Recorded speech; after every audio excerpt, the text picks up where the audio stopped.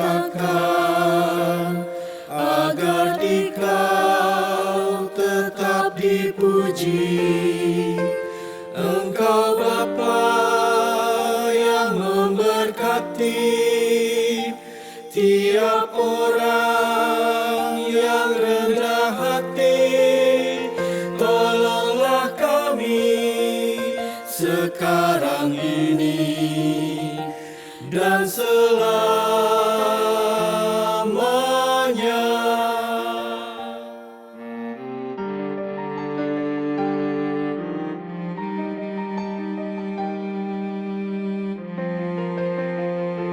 Ya Allah yang Maha Kasih, Engkau lahir di dunia ini, Engkau mati di kayu salib, Engkau rela mengganti kami dari kubur. Telah Kau bangkit, kuasa maut tiada lagi. Pimpinlah kami, sebab Engkaulah jalan yang benar.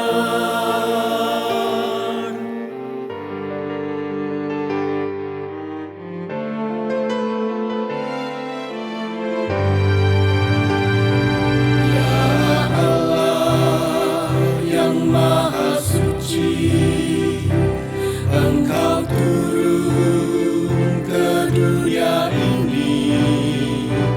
Kau menyala bagaikan api, memurnikan nurani kami, mengobarkan semangat kami, agar kami menjadi benih. Utuslah kami ke dunia ini dengan kuasa-Mu.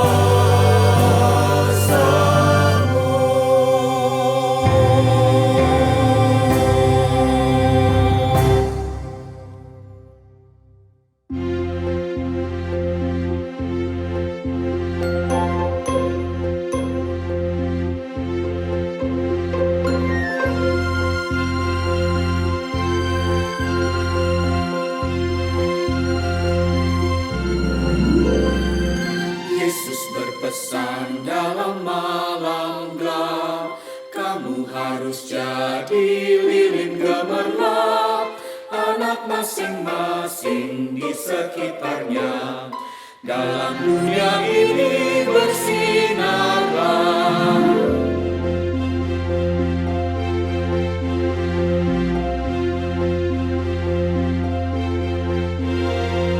Yesus berpesan, bersinarlah terang, lilinmu kulihat malam dan siang. Anak masing-masing di sekitarnya, untuk hormat Tuhan bersinarlah.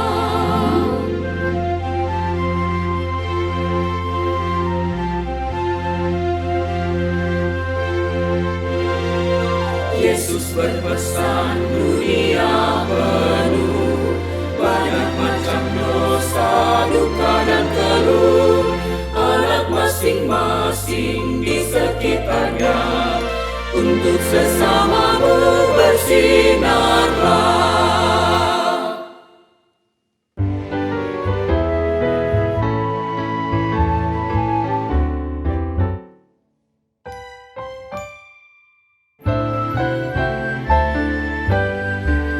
Ku diberikan kidung baru oleh Yesus Tuhanku, irama lagu paling mulia, kidung kasih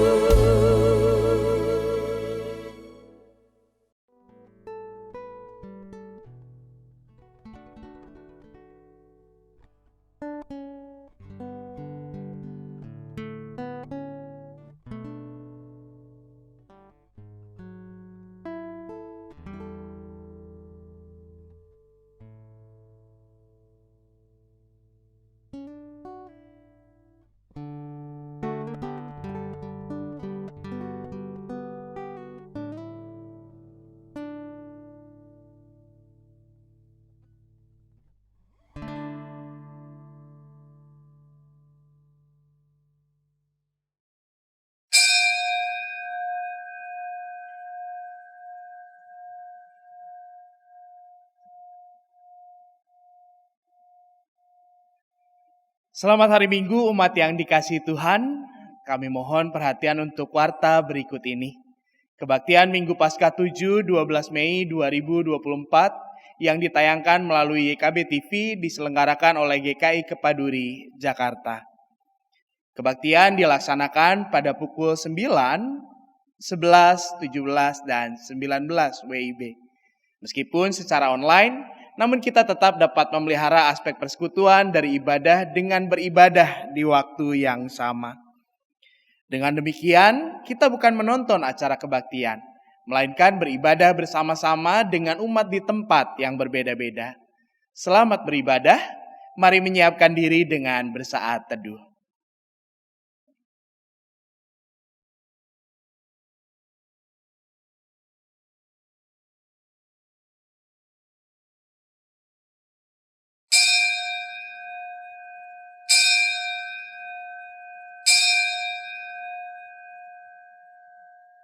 Dalam Yohanes 4 ayat 24, Yesus berkata, Allah itu roh dan siapa saja yang menyembah dia harus menyembahnya dalam roh dan kebenaran.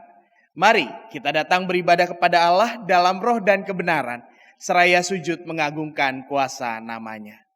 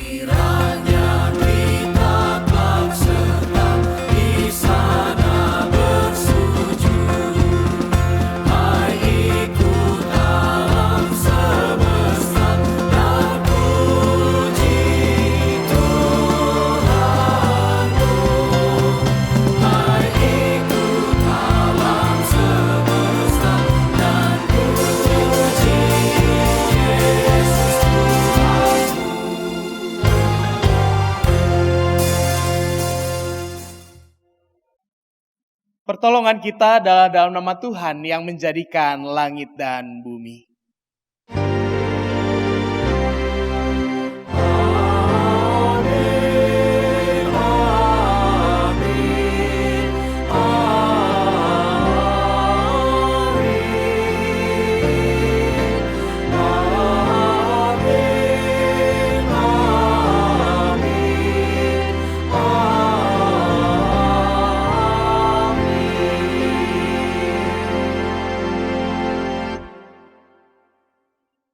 Tuhan beserta saudara.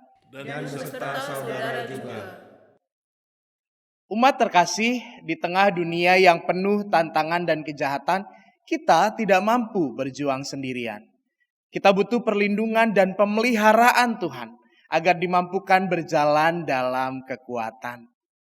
Pemeliharaan Allah pasti dinyatakan, asalkan kita hidup dalam firman dan kebenaran. Sudahkah kita hidup di dalamnya? Mari kita merenungkannya di dalam doa secara pribadi.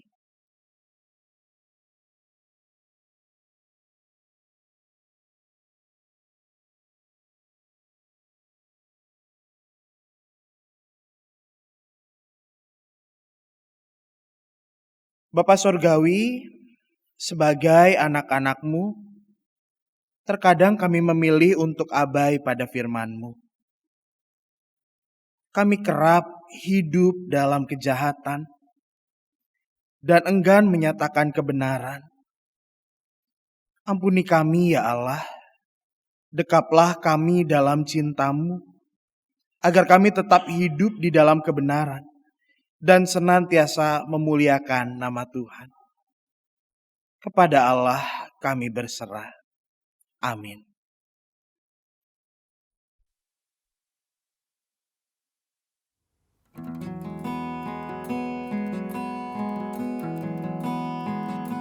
Ku berserah kepada Allah-Mu, di darat pun di laut menderu, tiap detik tak berhenti. Bapa Surgawi terus menjagaku.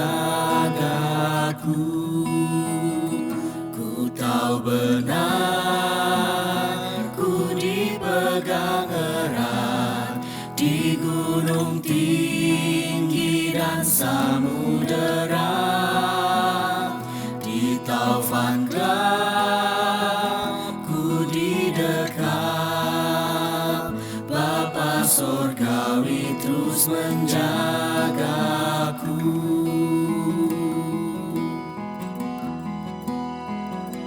Mawar di taman dihiasinya, elang di langit pun di dindingnya. Dia tentu besertaku. Bapa Surgawi terus menjagaku. Ku tahu benar, ku dipegang erat di gunung tinggi dan samudera, di taufan gelap ku didekap. Bapa Surgawi terus menjagaku.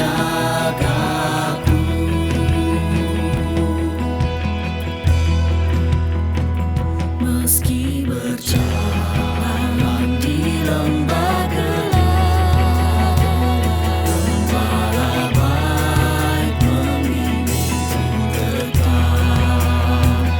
Ku digentar dan tak gentar. Bapa Surgawi terus menjagaku. Ku tahu benar, ku dipegang erat di gunung tinggi dan samudera, di taufan gelap ku didekap. Bapa Surgawi terus menjagaku. Ku tahu benar, ku dipegang erat di gunung tinggi dan samudera, di taufan gelap ku didekap.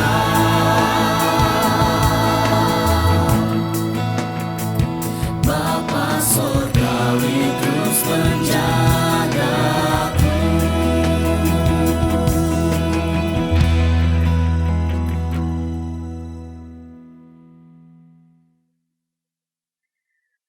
Saudara, bagi setiap kita yang mengaku dosanya di hadapan Tuhan, Tuhan memberitakan berita anugerah kepada kita. Mazmur 25 ayat 5 menyatakan demikian. Bawalah aku berjalan dalam kebenaran-Mu dan ajarlah aku. Sebab Engkaulah Allah yang menyelamatkan aku, Engkau ku nanti-nantikan sepanjang hari. Di dalam Kristus engkau telah diampuni. Di dalam Kristus engkau pun telah diampuni.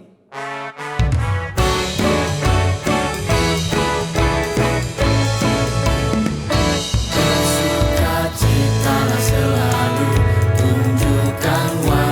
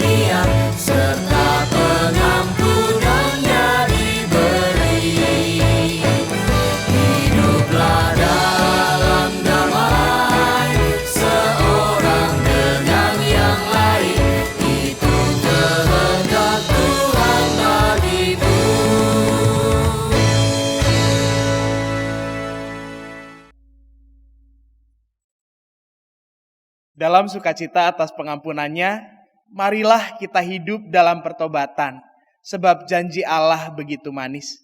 Ia akan memimpin kita, membimbing, dan menolong kita.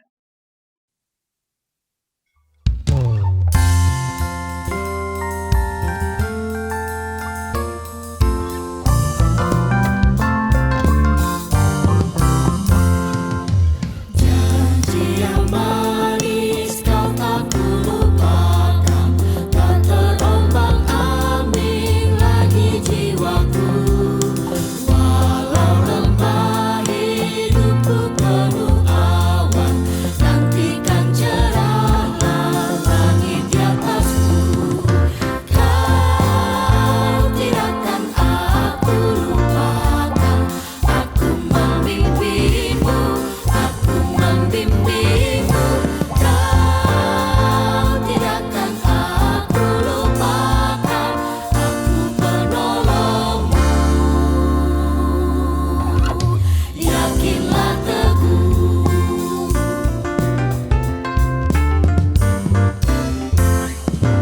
yakinkan janji kau tak kulupakan. Dengan sukacita aku jalan terus, dunia dan kawan tiada ku harapkan, satu yang setia, Yesus penebus. Kau tidak akan aku lupakan, aku membimbingmu, aku membimbingmu. Kau tidak akan aku lupakan, aku penolongmu. Yakinlah teguh,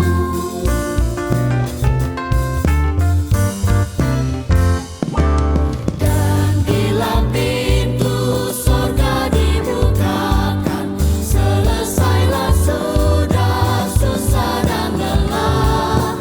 Kan ku dengarlah suara mengatakan, hamba yang setia, mari masuklah.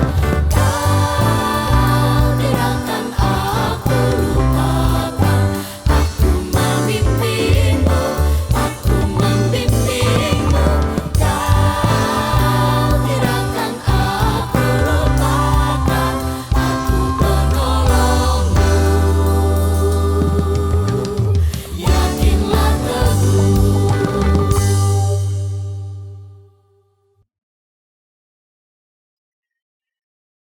Kita percaya bahwa Allah tidak akan pernah melupakan kita. Ia akan terus menjadi penolong yang meneguhkan. Maka bukalah hati kita untuk mendengar sabda hikmat-Nya. Sebab Allah lah Sang Surya hidup yang senantiasa memimpin umat-Nya dalam kebenaran.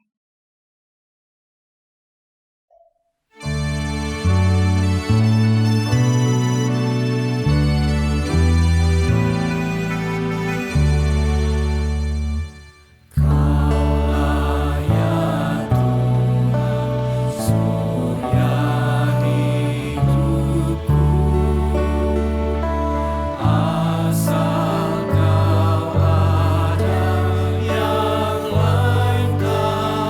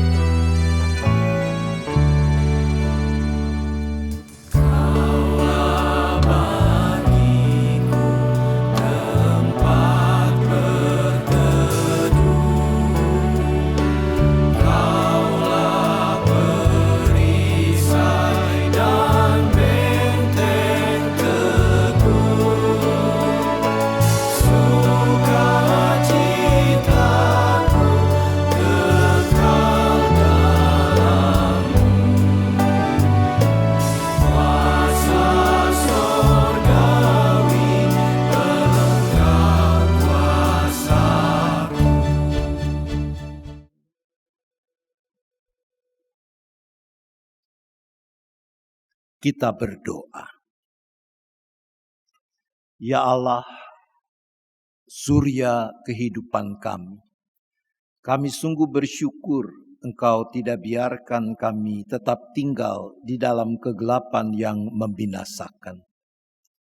Kami bersyukur untuk kesempatan yang senantiasa Tuhan beri, agar kami boleh mengalami perjumpaan dengan Tuhan yang hidup dan yang menghidupkan kami, khususnya lewat pemberitaan firman Tuhan.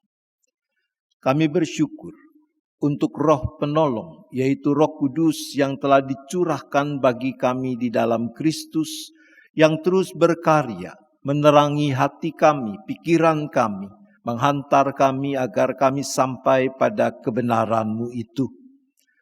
Maka mampukan kami ya Bapa, menyambut kehadiran dan karya Sang Roh Penolong dengan benar, agar dengan hikmat-Nya kami makin mengerti apa yang Tuhan hendak nyatakan, dan dengan kekuatan-Nya kami makin bersungguh melakukannya.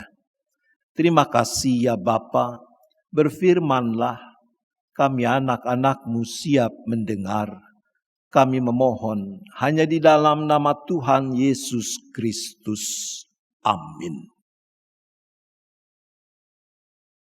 Umat Tuhan, bacaan pertama menurut Kisah Para Rasul 1 ayat 15 sampai 17, kemudian dilanjutkan ayat 21 sampai 26. Pada suatu hari berdirilah Petrus di tengah-tengah saudara-saudara yang sedang berkumpul itu, kira-kira 120 orang banyaknya, lalu berkata, "Saudara-saudara, haruslah digenapi yang tertulis dalam kitab suci yang disampaikan lebih dahulu oleh Roh Kudus dengan perantaraan Daud tentang Yudas, pemimpin orang-orang yang menangkap Yesus. Dahulu ia termasuk salah seorang dari kami dan menerima bagian di dalam pelayanan ini." Ayat 21. Jadi, harus ditambahkan kepada kami seorang dari mereka yang senantiasa datang berkumpul dengan kami selama Tuhan Yesus bersama kami, yaitu mulai dari baptisan Yohanes sampai hari Yesus diangkat ke sorga meninggalkan kami, untuk menjadi saksi dengan kami tentang kebangkitannya. Lalu mereka mengusulkan 2 orang, Yusuf yang disebut Barsabas, dan juga bernama Justus dan Matias. Mereka semua berdoa dan berkata, "Ya Tuhan, Engkaulah yang mengenal hati semua orang. Tunjukkanlah kiranya siapa yang Kau pilih dari kedua orang ini untuk menerima jabatan pelayanan, yaitu kerasulan yang ditinggalkan Yudas yang telah pergi ke tempat yang wajar baginya." Lalu mereka membuang undi bagi kedua orang itu, dan yang kena undi ialah Matias. Dengan demikian ia ditambahkan kepada ke-11 rasul itu. Demikianlah sabda Tuhan. Syukur kepada Allah.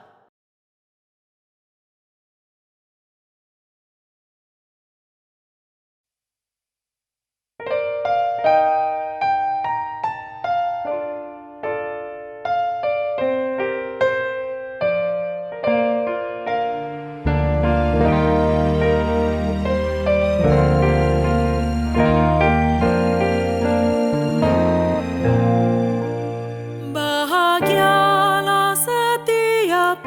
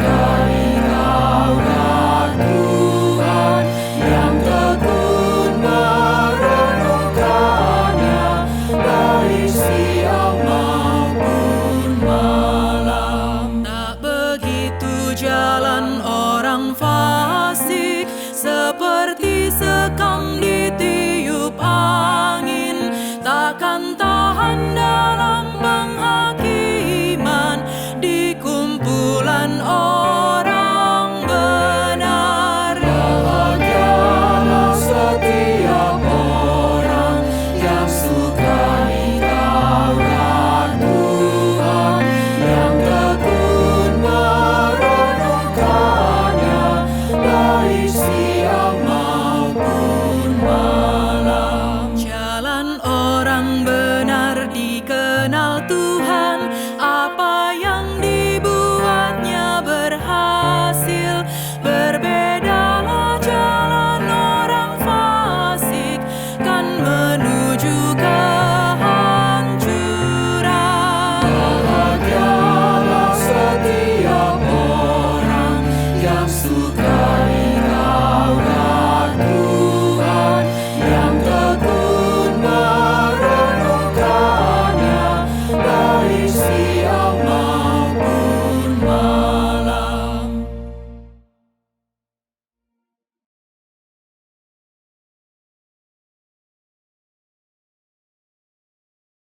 Bacaan kedua dari surat 1 Yohanes 5 ayat 9 sampai 13.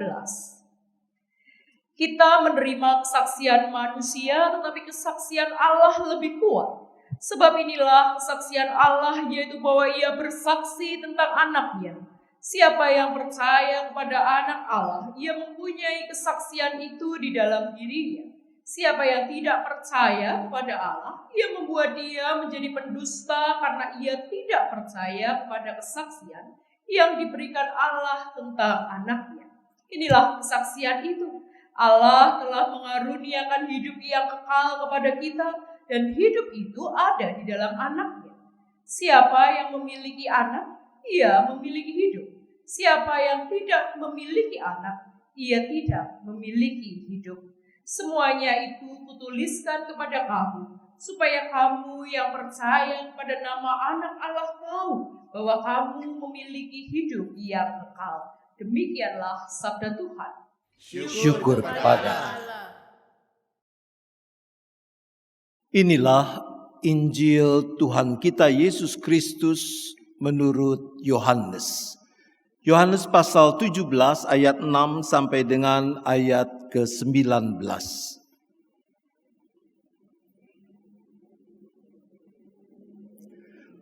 Aku telah menyatakan namamu kepada semua orang yang engkau berikan kepadaku dari dunia. Mereka itu milikmu dan engkau telah memberikan mereka kepadaku dan mereka telah menuruti firman-Mu. Sekarang mereka tahu bahwa semua yang engkau berikan kepadaku itu berasal dari engkau. Sebab segala firman yang engkau berikan kepadaku telah kuberikan kepada mereka dan mereka telah menerimanya. Mereka tahu benar-benar bahwa aku datang dari engkau dan mereka percaya bahwa engkaulah yang telah mengutus aku. Aku berdoa untuk mereka. Bukan untuk dunia aku berdoa, tetapi untuk mereka yang telah engkau berikan kepadaku, sebab mereka adalah milikmu, dan segala milikku adalah milikmu, dan milikmu adalah milikku, dan aku telah dimuliakan di dalam mereka. Aku tidak ada lagi di dalam dunia, tetapi mereka masih ada di dalam dunia. Dan aku datang kepadamu, ya Bapa yang kudus, jagalah mereka dalam namamu, yaitu namamu yang telah engkau berikan kepadaku, supaya mereka menjadi satu sama seperti kita. Selama aku bersama mereka, aku menjaga mereka dalam namamu yang telah engkau berikan kepadaku. Aku telah menjaga mereka dan tidak ada seorang pun dari mereka yang binasa selain dia yang memang harus binasa, supaya digenapi yang tertulis dalam kitab suci. Namun sekarang aku datang kepadamu dan aku mengatakan semuanya ini sementara aku masih ada di dalam dunia, supaya penuhlah sukacitaku di dalam diri mereka. Aku telah memberikan firman-Mu kepada mereka, dan dunia membenci mereka, karena mereka bukan dari dunia, sama seperti aku bukan dari dunia. Aku tidak meminta kepada Engkau supaya Engkau mengambil mereka dari dunia, tetapi supaya Engkau menjaga mereka dari yang jahat. Mereka bukan dari dunia, sama seperti aku bukan dari dunia. Kuduskanlah mereka dalam kebenaran. Firman-Mu itulah kebenaran. Sama seperti Engkau telah mengutus aku ke dalam dunia, demikian pula aku telah mengutus mereka ke dalam dunia. Aku menguduskan diriku bagi mereka, supaya mereka pun dikuduskan dalam kebenaran. Demikianlah Injil Yesus Kristus. Maka berbahagialah setiap orang yang mendengarkan firman Allah dan yang memeliharanya.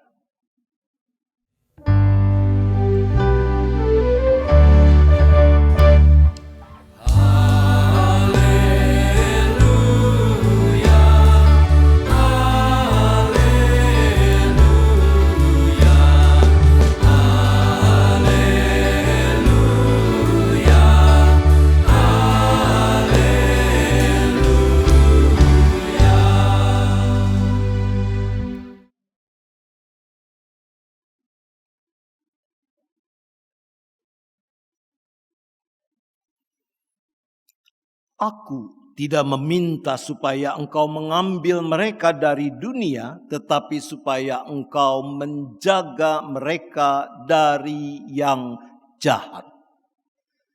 Itulah bagian dari doa Yesus untuk murid-muridnya. Permohonan yang Yesus sampaikan kepada Allah Bapa di surga. Yang jahat. Ibu bapak saudara-saudara, apa yang Anda bayangkan tentang yang jahat yang darinya para murid, orang percaya harus dijaga? Mungkin teman-teman yang ada di sini mau berbagi pendapat. Yang jahat itu apa contohnya?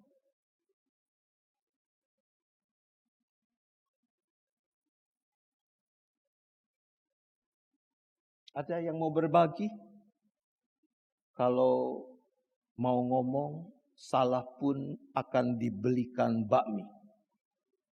Oleh pendeta Arlianus tentunya, bukan oleh saya. Yang jahat.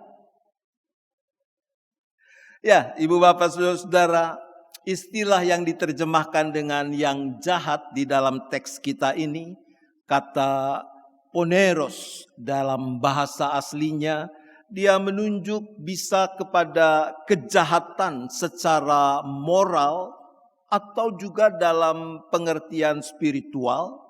Dia bisa menunjuk pada kekejaman, kekejian, dan sebagainya.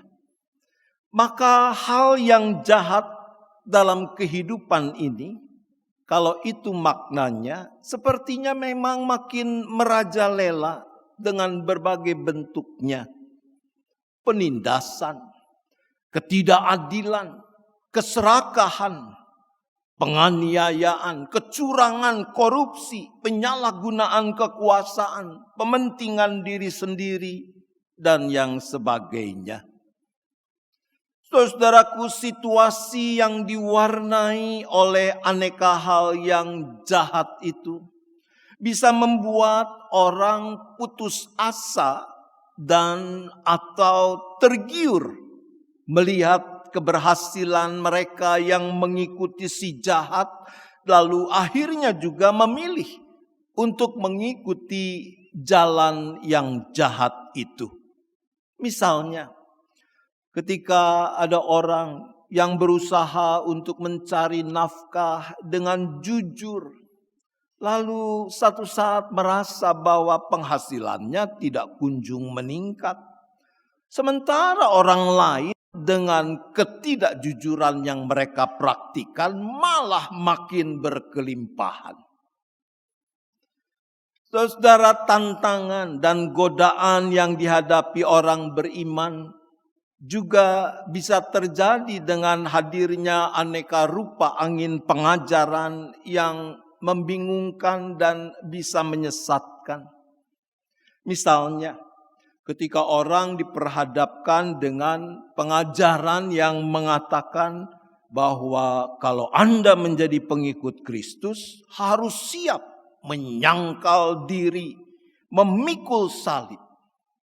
Lalu ada pengajaran lain yang mengatakan bahwa menjadi pengikut Kristus itu akan serba sukses, serba berhasil, serba makmur. Kalau dua-duanya benar, Anda akan memilih mengikuti pengajaran yang mana?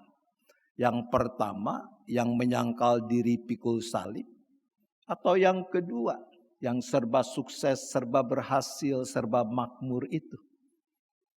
Kalau dua-duanya benar, Anda pilih yang mana? Kau pilih yang mana? Kalau dua-duanya benar. Yang pertama apa yang kedua? Yang pertama tetap, ini kelainan, saudara. Ya. Yang pertama itu kan menggambarkan konsekuensi yang berat yang harus ditanggung. Banyak orang di dalam keterbatasan insaninya ternyata lebih tertarik untuk mengikuti pengajaran jenis kedua yang serba sukses, serba berhasil, dan sejenisnya. Bacaan pertama yang telah kita baca dan dengar mencatat bagaimana Petrus bersama ke-10 rasul memimpin pertemuan agar para pengikut Yesus yang disebutkan ada sekitar 120 orang itu memilih seorang di antara mereka untuk menggantikan Yudas. Tentang Yudas, secara tidak langsung Yesus menyebutkan di dalam doanya. Persisnya dalam ayat 12 dari Yohanes 17. Selama aku bersama mereka, aku menjaga mereka dalam nama-Mu yang telah Engkau berikan kepadaku. Aku telah menjaga mereka dan tidak ada seorang pun dari mereka yang binasa selain dia yang memang harus binasa. Supaya digenapi yang tertulis dalam kitab suci. Dalam ayat ini dikatakan tentang dia yang memang harus binasa. Nah, kita harus hati-hati memahami teks ini. Kalau dikatakan Yudas memang harus binasa, apakah berarti memang sudah tersuratkan, sudah ada skenario ya di mana Yudas ditetapkan dia yang harus mengkhianati Yesus sehingga akhirnya Yesus ditangkap dan seterusnya? Tidak demikian, saudara-saudara, yang sepatutnya kita fahami. Kata yang diterjemahkan dengan ungkapan binasa, bahasa aslinya menggunakan istilah apoleias yang artinya yang hilang. Jadi dengan ini mau ditegaskan bahwa Yudas karena memilih untuk keluar dari penjagaan Yesus, maka ia terhilang. Dan konsekuensinya dia memang binasa. Mari coba kita ingat peristiwa perjamuan akhir seperti yang dicatat dalam Injil Yohanes pasal 13. Persisnya ayat 2 mengatakan begini. Mereka sedang makan bersama dan iblis telah membisikkan dalam hati Yudas Iskariot, anak Simon, untuk mengkhianati Yesus. Saudaraku, bisa kita bayangkan bahwa dalam kesempatan makan bersama itu, Yesus pastilah juga menggunakannya untuk mengajar para murid. Tapi ketimbang mendengarkan Yesus, ternyata Yudas memilih untuk lebih mendengarkan bisikan iblis. Apa sih sebenarnya yang terjadi dengan Yudas? Para ahli perjanjian baru umumnya cenderung berpendapat bahwa Yudas ini adalah salah seorang dari kaum Zelot. Jadi kaum Zelot ini kelompok orang Yahudi yang melakukan perjuangan untuk membebaskan tanah Israel dari penjajahan kekuasaan asing dengan kekerasan, dengan mengangkat senjata. Mereka juga percaya bahwa satu hari akan bangkit, akan datang seorang Mesias yang akan memimpin umat Yahudi mengusir penjajah asing, dan kemenangan dengan pasti akan mereka peroleh. Dapat diduga bahwa Yudas menaruh harapan Yesuslah Mesias versi pemahaman kaum Zelot tadi. Betapa tidak, dalam perjalanannya mengikut Yesus, Yudas melihat Yesus punya kekuasaan yang luar biasa. Orang sakit disembuhkan, orang mati dibangkitkan. Cukup dengan 5 roti 2 ikan, ribuan orang diberi makan sampai kenyang. Jadi kalau mereka berperang, Yesus yang memimpin perang, tidak usah bawa ransum banyak-banyak. Cukup 5 roti 2 ikan, tidak ada habisnya. Kalau ada pasukan mereka yang terluka, Yesus sembuhkan. Ada yang mati, Yesus bangkitkan. Tidak akan kalah. Namun Yesus tidak kunjung menggunakan kekuasaan yang ada padanya untuk memimpin pergerakan melawan penjajah Romawi. Jadi rupanya Yudas dia menjual Yesus dengan harapan bahwa nanti kalau ditangkap, Yesus terpaksa menggunakan kuasanya untuk melawan. Yudas menantikan hal itu. Ternyata tidak. Yesus memberi diri, ditangkap, diadili, dianiaya, bahkan sampai disalibkan di Bukit Golgota. Mari kita kembali pada soal bisikan iblis tadi. Saudara, saya membayangkan bahwa apa yang terjadi adalah kurang lebih seperti gambaran Kejadian 3 tentang peristiwa kejatuhan manusia ke dalam dosa. Menurut ingatan ibu bapak, saudara-saudara, apa sih yang membuat manusia jatuh ke dalam dosa? Biang kerok dosa. Manusia jadi berdosa gegara apa? Siapa yang membuat manusia jatuh dalam dosa?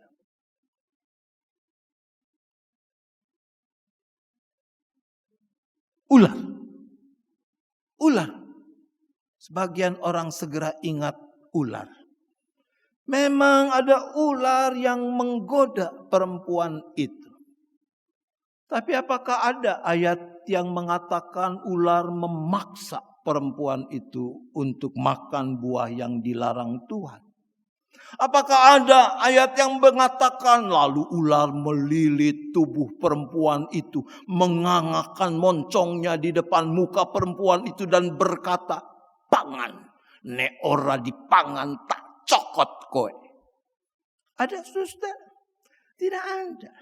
Memang ular menggoda, si iblis membisik, tapi perempuan itu sendirilah yang memilih untuk mengabaikan titah Tuhan, memilih untuk mengikuti keinginannya sendiri, menggunakan kebebasan kehendaknya secara tidak bertanggung jawab.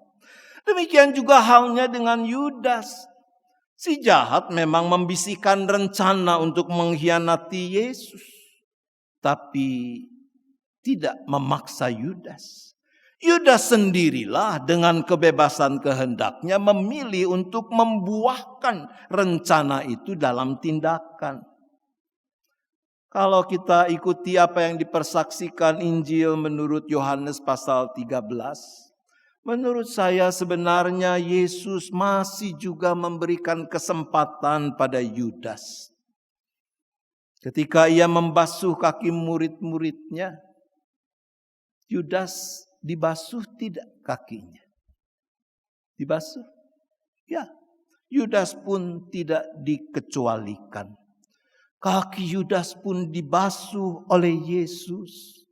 Bukankah itu kesempatan yang masih diberikan pada Yudas?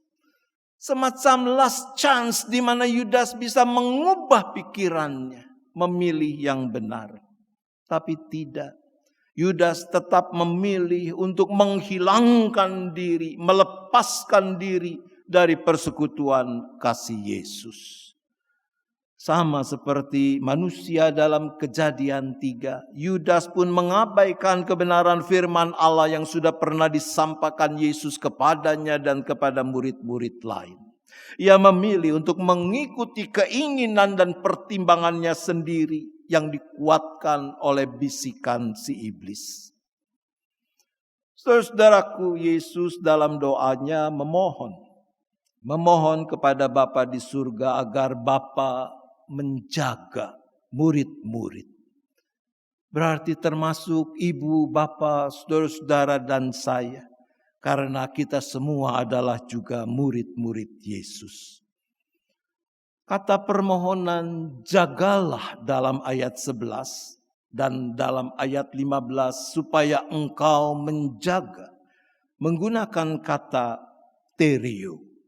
Kata ini juga berarti memperhatikan dengan sungguh-sungguh. Mengapa kita perlu dijaga seperti itu? Saudara, tidak lain alasannya.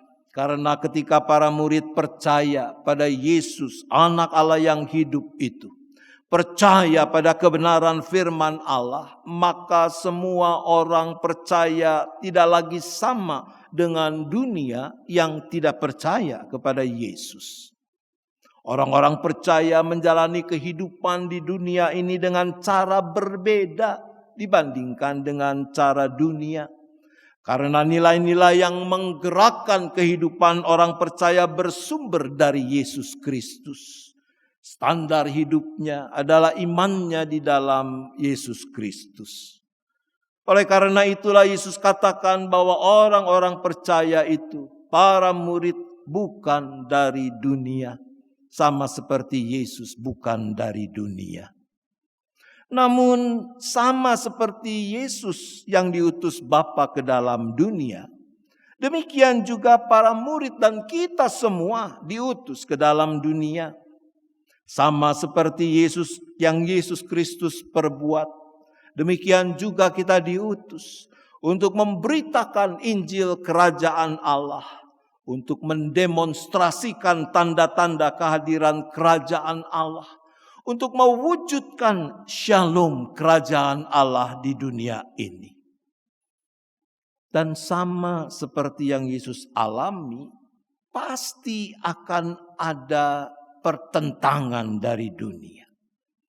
Maka Yesus mengatakan dunia membenci mereka.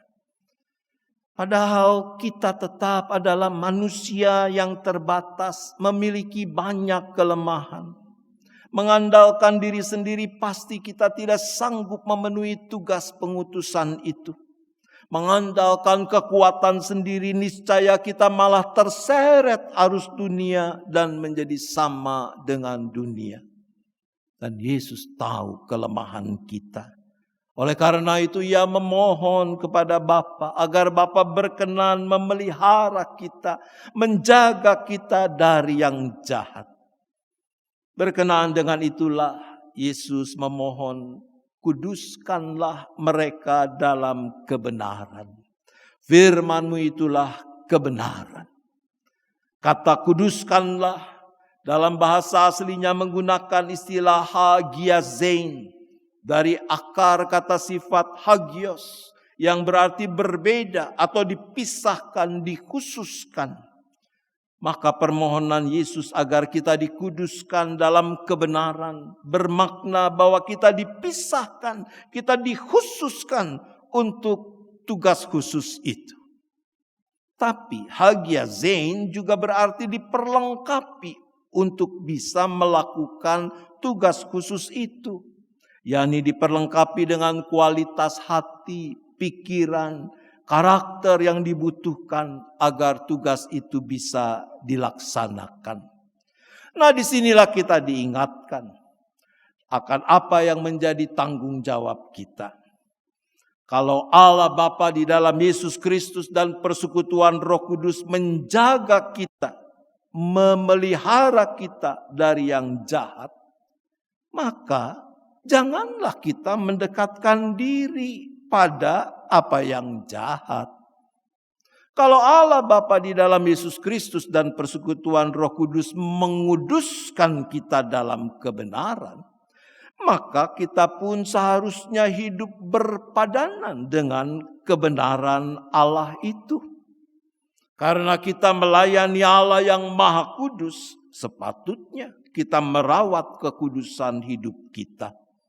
Karena kita melayani Allah yang Maha Kasih, sepatutnya kita memancarkan kasih itu dalam kata dan perbuatan kita. Karena kebenaran yang ada di dalamnya, yang di dalamnya kita dipelihara itu adalah firman Allah. Bukankah kita pun bertanggung jawab untuk dengan setia menekuni firman Allah, hidup di dalamnya, menghidupi firman Allah itu dalam keseharian hidup kita. Uluran tangan kasih Allah yang memelihara kita dalam kebenaran hanya dapat kita alami kepenuhannya jika kita juga mau mengulurkan tangan kita, menggenggam tangan kasih Allah itu.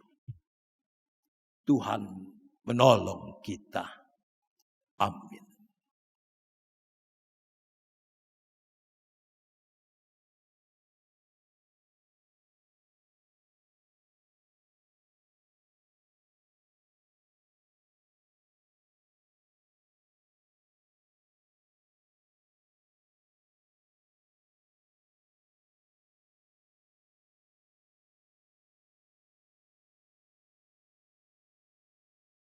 Marilah kita bersama dengan umat Allah di masa lalu, masa kini, dan masa depan mengingat janji baptisan kita dengan menyanyikan Aku Percaya.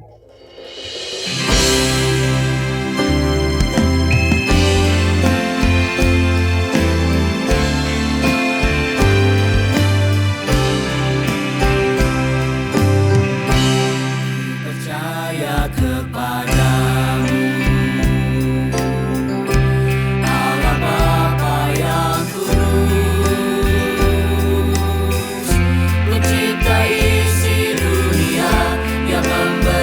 kehidupan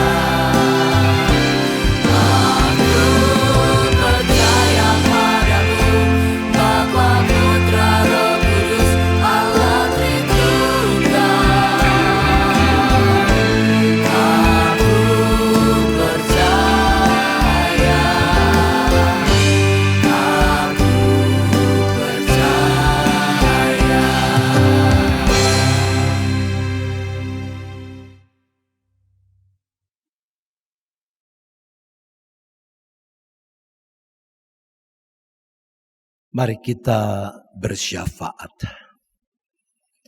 Bapa di surga, Engkau Allah yang maha hadir. Karena itu kami yakin, kami percaya. Engkau juga ada bersama kami dimanapun kami masing-masing berada. Saat ini kembali bersahati kami datang dalam syafaat kami. Kami terus berdoa ya Bapa, bagi makin terwujudnya kedamaian dan perdamaian di muka bumi ini. Bagi upaya-upaya penyelesaian konflik-konflik secara damai.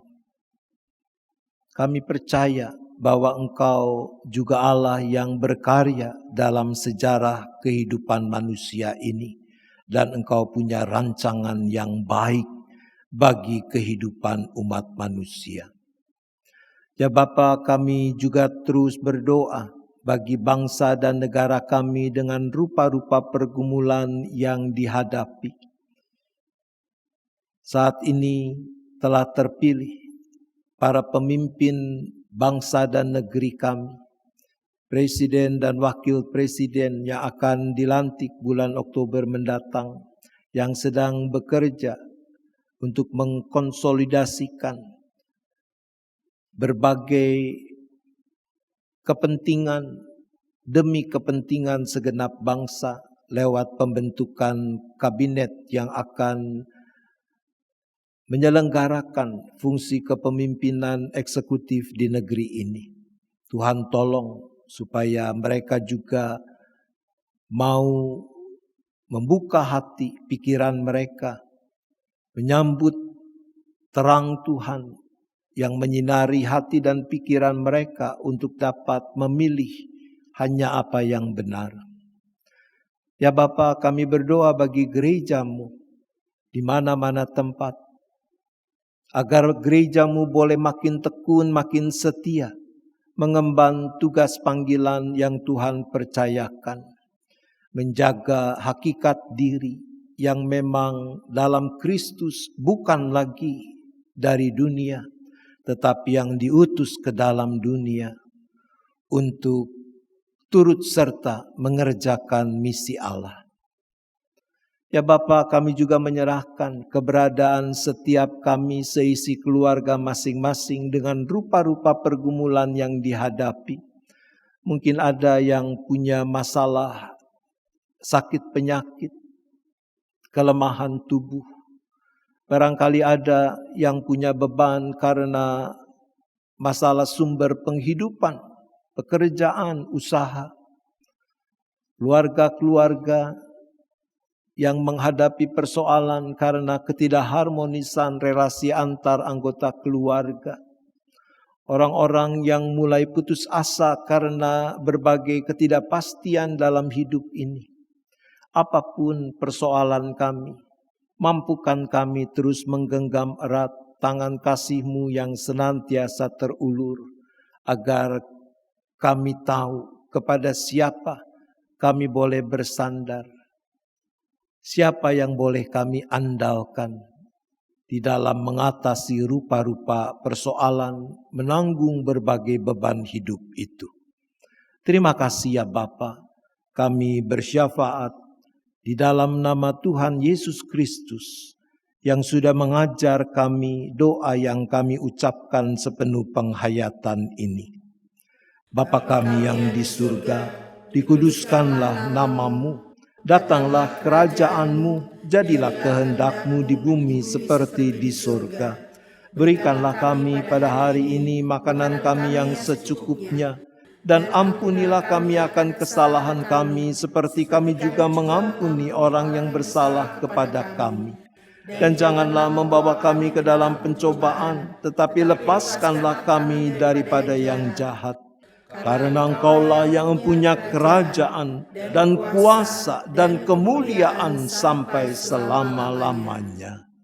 Amin.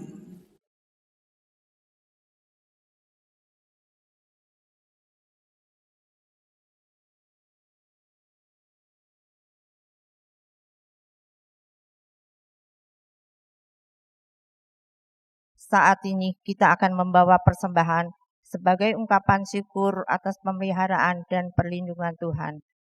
Mazmur 52 ayat 11 menyatakan, Aku hendak bersyukur kepadamu selama-lamanya, sebab Engkaulah yang bertindak. Karena namamu baik, aku hendak memasyurkannya di depan orang-orang yang Kau kasihi.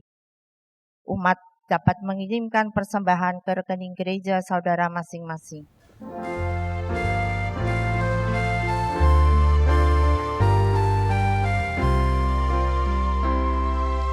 Tuhan ambil hidupku dan kuduskan bagimu, pun waktuku pakailah memujimu selamanya, memujimu selamanya.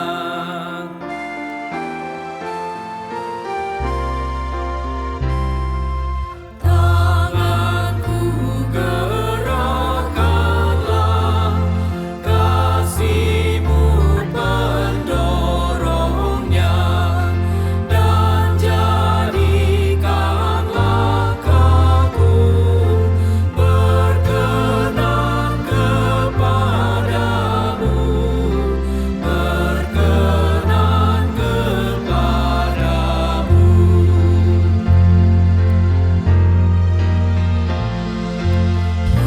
Buatlah suaraku hanya mengagungkan-Mu, dan sertakan lidahku jadi saksi Injil-Mu. Harta dan kekayaanku jadi alat bagi-Mu. Tuhan pergunakanlah akal budi dan kerjaku.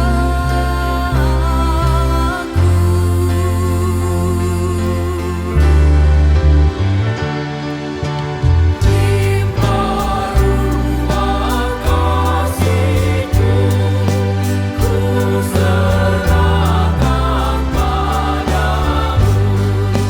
Diriku seutuhnya, milik-Mu selamanya, milik-Mu selamanya.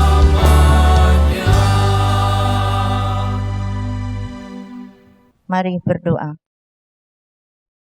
Dalam rasa syukur, kami bawa persembahan ini kepada Tuhan. Kiranya Engkau berkenan atasnya dan memberkati tangan-tangan yang mengelolanya, agar melaluinya karya-karya pelayanan Allah ditopang. Pakai juga kami agar menjadi pewarta kasih-Mu yang menyatakan pemeliharaan Allah bagi mereka yang membutuhkan. Dalam Kristus kami bersyukur. Amin.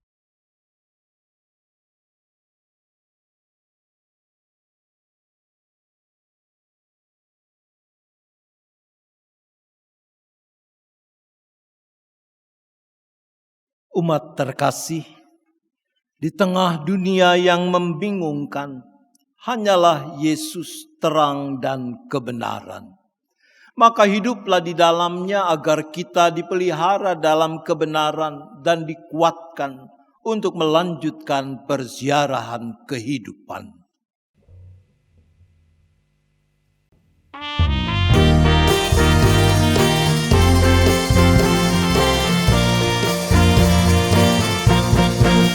Semua orang inginkan kebenaran berada di pihaknya, namun sedikit yang sungguh mau berada di pihak kebenaran.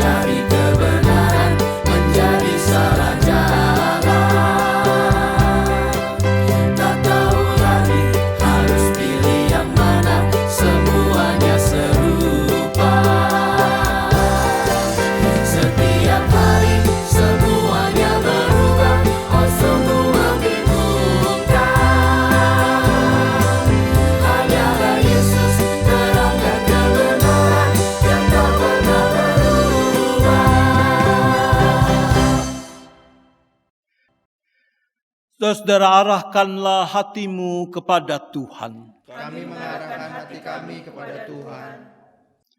Jadilah saksi Kristus.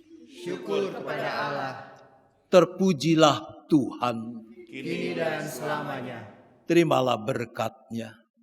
Tuhan memberkati engkau dan melindungi engkau. Tuhan menyinari engkau dengan wajah-Nya dan memberi engkau kasih karunia. Tuhan menghadapkan wajah-Nya kepadamu dan memberi engkau damai sejahtera.